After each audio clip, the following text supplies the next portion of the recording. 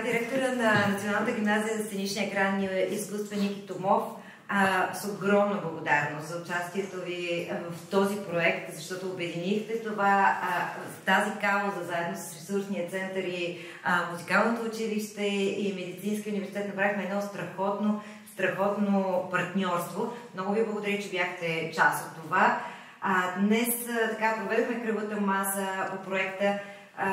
Видяхме интервютата, които децата направиха с децата. Направихме как се чувствате и кажете ми как се чувствате по време на този проект. Аз се чувствах ангажиран в посока да организирам все пак и нашите деца и колеги, но наистина първото представление, което гледах, беше едно вълшебство, което се случва благодарение на добротата.